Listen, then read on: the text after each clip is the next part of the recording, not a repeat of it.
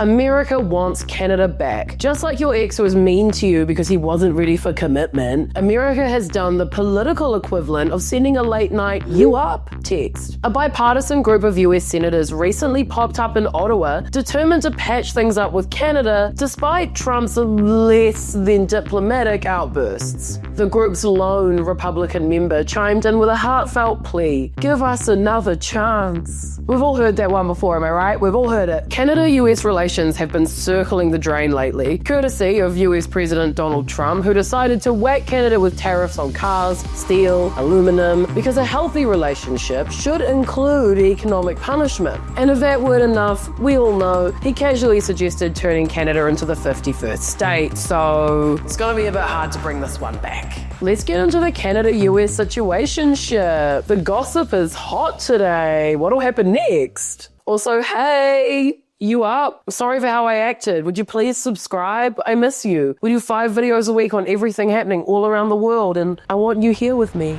5 US senators visited Ottawa on Friday to meet with Prime Minister Mark Carney and emphasize the good old Canada-US partnership. At a press conference at the US Embassy, Republican Kevin Cramer brushed off current tensions between the two countries as a minor hiccup. He told reporters, "There's no way in my view that any temporary bump in the road can be a permanent bump in the road, and I think that was really clear today. It's giving like, yes, I did cheat on you, but it's just a bump in the road. I'm not the person I was 20 minutes ago." The delegation also included Democrats Jeanne Shaheen, Tim Kaine, Amy Klobuchar, and Peter Welch. They have a clear message for Canadians. Please come back and visit. We really need you this summer. They emphasize how crucial Canadian tourism and trade are to the states that they represent. Amy said, "I personally want Canadians to visit Minnesota as well as the rest of the beautiful states in our country." Senator Tim Kaine from Virginia got a bit personal, reminding everyone that Canada is Virginia's top trading partner. Plus, he added that many Canadians vacation at Virginia Beach. While they were in town, the senators also had meetings lined up with Canada's Ministers of Foreign Affairs, National Defence and Industry, as well as the Business Council of Canada. Basically, a full charm offensive to mend some fences and build some bridges, you know? It is interesting because they're right. American tourism is failing massively this year, especially with Canadians. One Wall Street firm warns that the US could lose up to $90 billion this year, factoring in fewer tourists and growing boycotts of American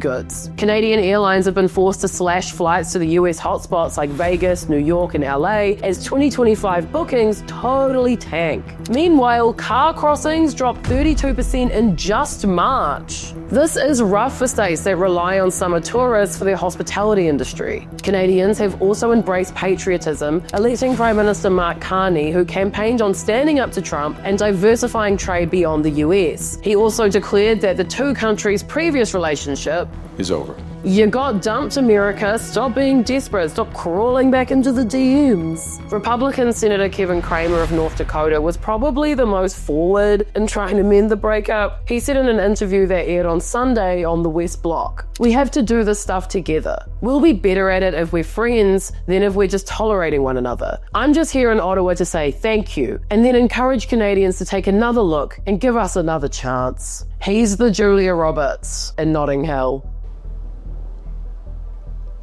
I'm also just a girl.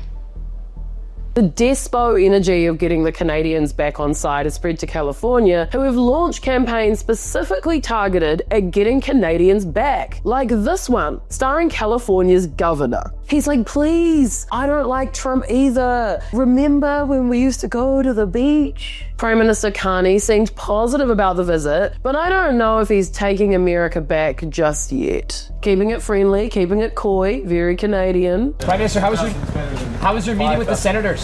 That was very good. It was very good. What did you guys discuss? Really appreciate we discussed security and economic issues. I think it's very important. It was both important substantively and symbolically. Cramer and Kaine both agreed that Carney's election win represents a new chapter for the two countries, particularly when it comes to former Prime Minister Justin Trudeau. Cramer especially was being that guy who tries to get you back and says stuff like, "Oh my god, my ex was crazy. You're so different." He's happy with Carney's defence spending and his commitment to reach NATO's target of 2% of GDP by 2030, 2 years earlier than what Trudeau had vowed. Prime Minister Carney hasn't revealed how much Canada might chip in for the proposed US $175 billion minimum defense concept, but has committed to strengthening Arctic security. In March, he announced a $6 billion purchase of over-the-horizon radar systems from Australia as part of NORAD modernization. Senator Kevin Cramer added that any missile defense system should naturally include Arctic defense, with Canada on board, reinforcing the NORAD partnership. The tariffs, though, still an awkward conversation. Trump,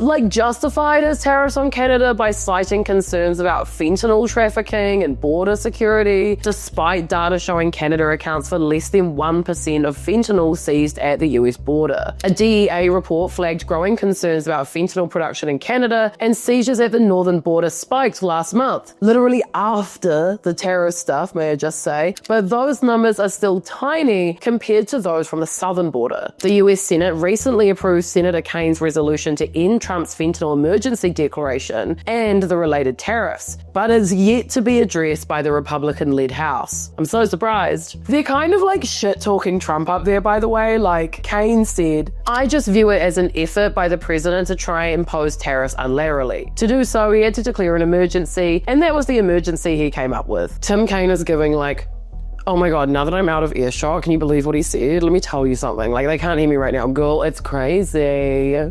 So although this little please take me back mission seems to have been mostly positive, ultimately no deal on a new relationship can be made without both Trump and Carney agreeing on it, which I don't think we should hold our breaths on. It's a messy breakup. Will they? Won't they? And yeah, so America's senators just slid into Canada's DMs with the political equivalent of, "Oh, I've changed, baby, please come back." They're begging for summer visits and promising to be better. It's classic ex energy. But let's not forget why the breakup happened though. Trump slapped Canada with tariffs, blamed it for fentanyl despite no evidence, and even suggested turning it into a 51st state. Very smooth, smooth. Carney is not saying no to a reunion, but he's certainly not texting back right away. The senators tried everything: rom-com speeches, guilt trips, even California's "please love us" tourism ads. But let's be real, Canada, you're thriving right now, girl. You're killing it. And America still has baggage. If I've learned anything in my time on Earth, it's don't take back your ex, okay? Even if it seems like they've changed, don't do it. I learned it the hard way a bunch of times.